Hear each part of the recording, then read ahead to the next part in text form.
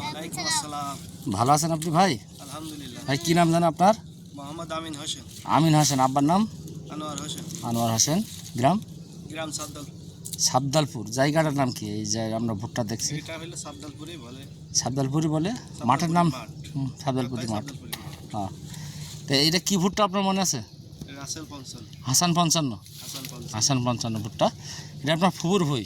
জি জি আমার এর আগেও আমরা আসছিলাম, জি জি। হ্যাঁ না?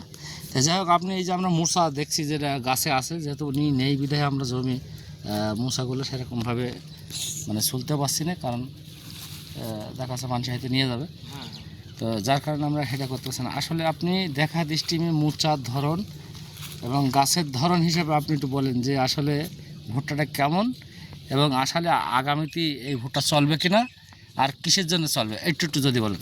আব্বু দিকে আগে যা, পিছিয়ে যাও। এটা মনে করেন হলো ভুট্টার ফলনটাও মানে ভালো হয়েছে, যে গাছের মূসা ইয়ে আছে, কিন্তু এই ভিতরের থোরটা চিকন আছে। চিকন আছে। আশা করে যাই লাভবান আমরা হব।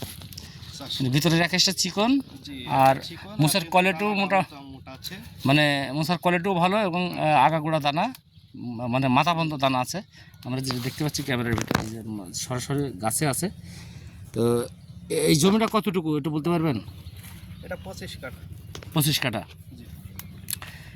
এখন একটা জিনিস দেখেন যে আমরা এখন সরজমিনের জমিতে আছি।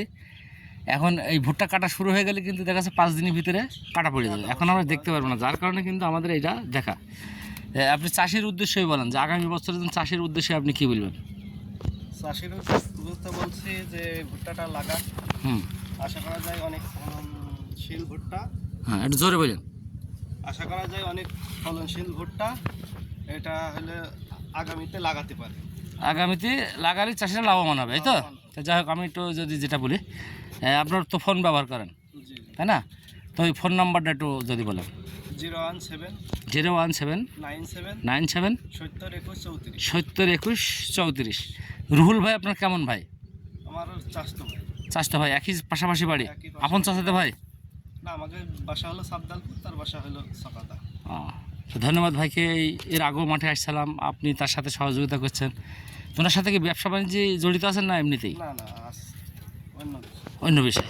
ধন্যবাদ ভাইকে। হয় তারা। আসসালামু আলাইকুম।